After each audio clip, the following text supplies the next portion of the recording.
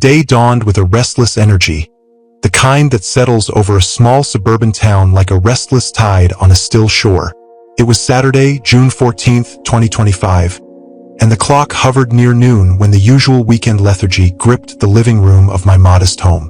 My friends and I, natives of this picturesque enclave, known for its rolling hills and tranquil beauty, lounged on mismatched cushions, scrolling through Netflix with half-hearted interest. The screen flickered with familiar titles, none sparking the thrill we craved in our early 20s. Chelsea, my childhood confidant with her sharp wit and adventurous streak, broke the silence with a suggestion that hung in the air like a dare. "We could go hiking," she said, her voice bright with the promise of escape. "The weather's perfect, and we haven't done that in ages." Her eyes sparkled, challenging us to rise from our stupor.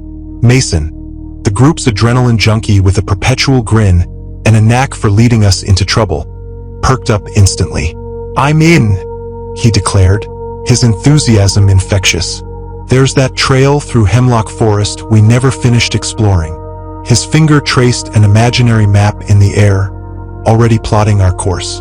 Julie, Mason's younger sister and the youngest among us at 19, glanced up from her phone, her delicate features framed by a hesitant smile. "As long as it's not too brutal," she murmured. "I don't want to come back all sweaty and disgusting." Tom, ever the laid-back anchor of our crew with his easy shrug and quiet humor, nodded. "Sure, why not? Beats sitting here doing nothing." His agreement sealed our fate, a collective decision to trade the couch for the wild.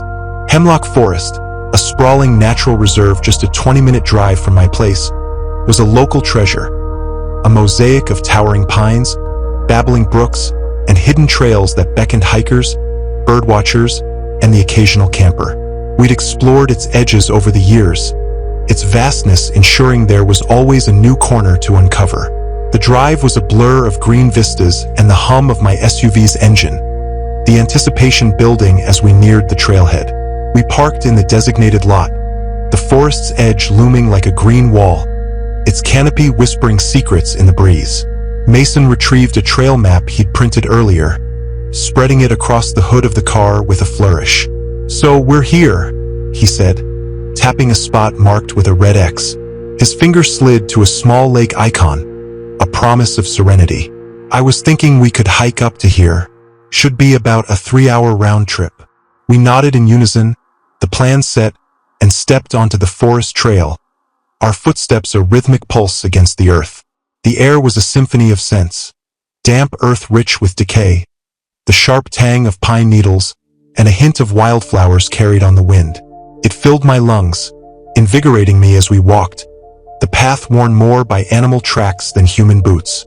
Roots and small rocks jutted from the uneven ground, testing our balance, but we maintained a steady pace, our spirits high.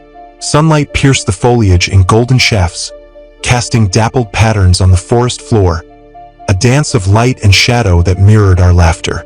We talked of old memories, summer camp mishaps, late-night debates, snapping selfies with carefree grins, the forest a backdrop to our joy. The trail wound deeper, the world shrinking to our small circle, the outside noise fading into a distant hum. 2 hours into our hike, the forest's serenity deepened, the air growing cooler as the canopy thickened overhead. We were a tight-knit procession, Tom leading with his lanky stride, Chelsea beside me with her infectious chuckle, Mason scouting ahead, and Julie trailing with her phone in hand, when Tom halted abruptly. His arm shot up, pointing through the dense trees. "What's that?" he asked, his voice tinged with curiosity. We squinted, our eyes adjusting to the gloom, and there it was, a silhouette barely discernible among the trunks, a structure that defied the natural order of the forest. As we drew closer, the shape resolved into a mansion, its grandeur eroded by time.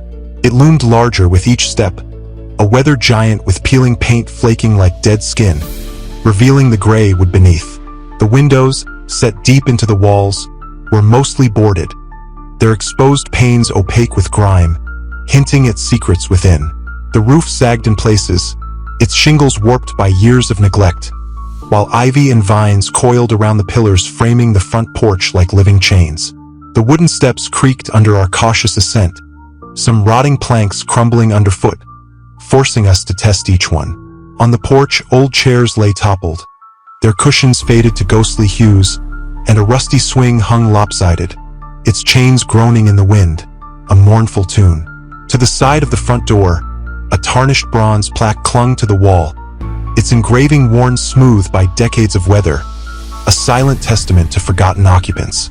We approached with a mix of awe and unease, our flashlights cutting through the dimness as we peered at the grime-caked windows. The doorframe's intricate carvings, leaves intertwined with what might have been faces, caught my eye, their detail a stark contrast to the decay. The doorknob, rusted but intact, paired with an old-fashioned lock, suggested a key lost to time. The door stood ajar, creaking softly as a breeze nudged it, an invitation laced with dread. Chelsea voiced the unspoken thought. "Should we go in?" she asked, her gaze darting to each of us. Mason and Julie's eyes lit with excitement, Tom's adventurous gleam returning, while I felt a surge of curiosity tempered by a gnawing instinct. "How often do you come across an abandoned mansion in the middle of the forest?" I said, the decision crystallizing.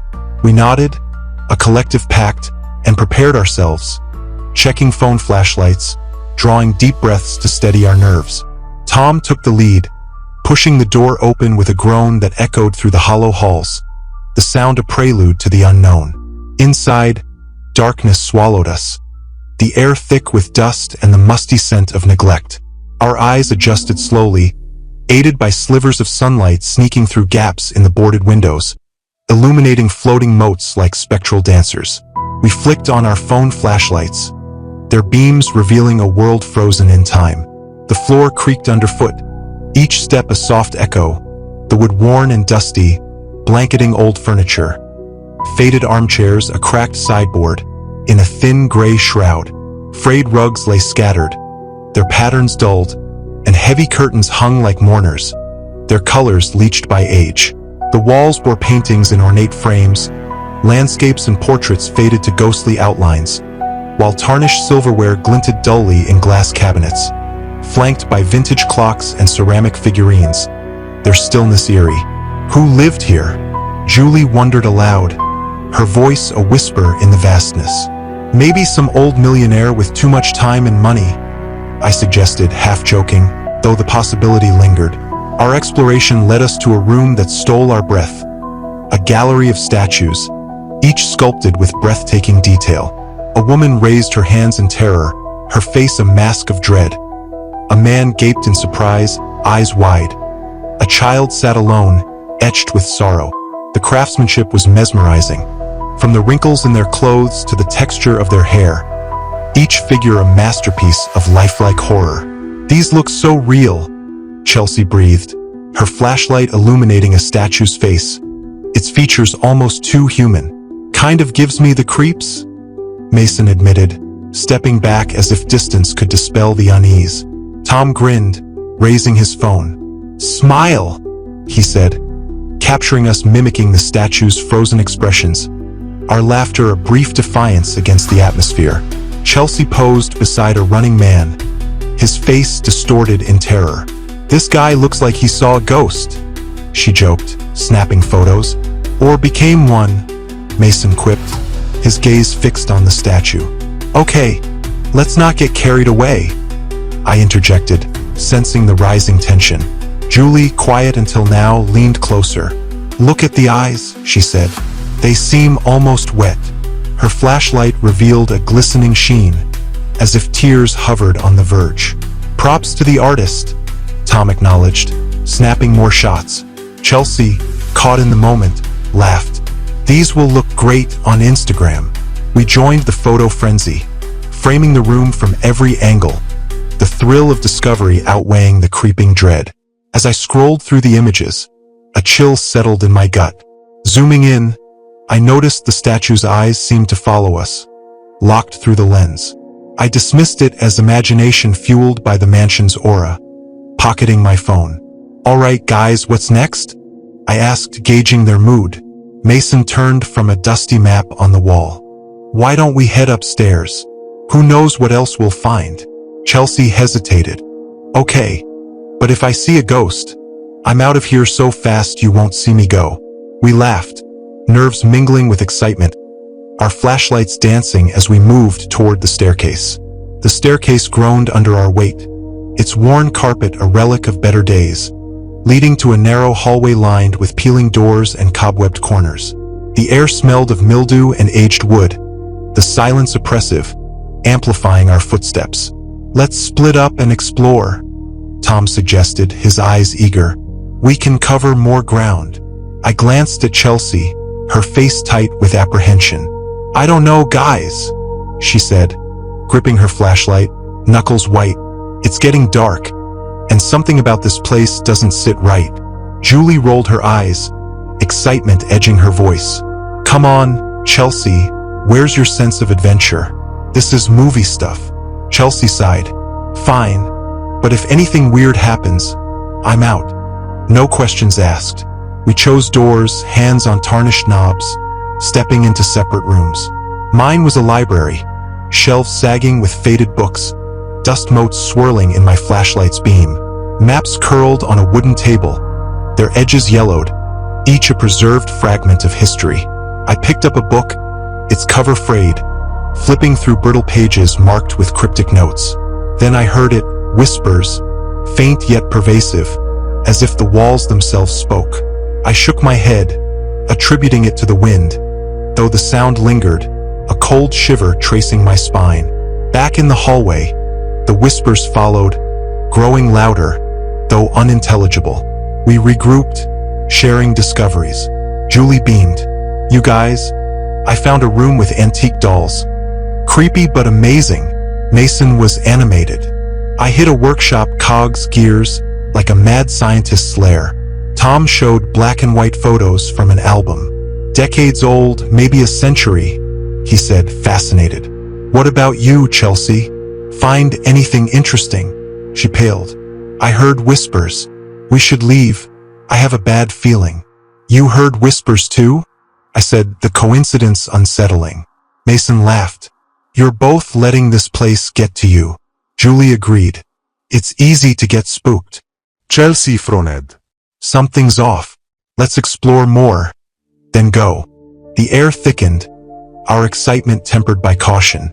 Descending, our steps quickened, the house creaking louder, mirroring our tension. A crash from upstairs halted us, something heavy falling. We froze, flashlights trembling, fear etching our faces. What was that? Chelsea's voice quivered, her earlier warning validated.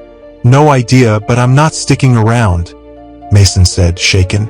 Agreement was instant, we needed out. I reached for the door, twisting the knob, nothing. Guys, the door won't open, I said, dread pooling. Chelsea's eyes widened. What do you mean? Mason pushed past, straining against it to no avail. A door slammed upstairs, followed by deliberate footsteps, their source elusive. That's it. I'm freaked out, Julie said, voice high. We need another way out. Back door window? Tom suggested, fear cracking his calm. We navigated the mansion, shadows deeper, air heavier, the sense of being watched gnawing at me. Chelsea froze, pale. Look at these photos, she said, showing statue images. Their clothes match missing persons reports. Mason clenched his fists. This can't be real. Chelsea trembled. These statues might be those people turned to stone. Julie scoffed. People don't turn to stone. Consider the whispers, the footsteps, the locked door, Chelsea countered. We're in danger. Footsteps closed in. Run, I yelled. We scattered, and I hid behind a curtain in the statue room, heart pounding. A message from Chelsea kitchen window urged me on. A scream, Julie's, drew me to a mirrored room. Julie's arm was stone, her face drained. It's turning to stone, she cried. We need a key, Mason said, hopeless. I recalled a cabinet, and we found a tarnished key amid dust.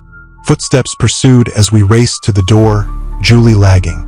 The key turned, but the door resisted until we forced it open, only for Julie to freeze, her body petrifying into a statue, her scream eternal. Silence fell, heavy with loss. "We have to go," Chelsea whispered. I locked the door, Mason hurling the key into the woods. We trudged back, the mansion fading, its horror etched into us. Cars and laughter greeted our return, a jarring contrast. Julie's loss haunted us, a scar on our souls. Have you ever faced a terror that changed you forever? Would you dare explore such a place knowing the risk?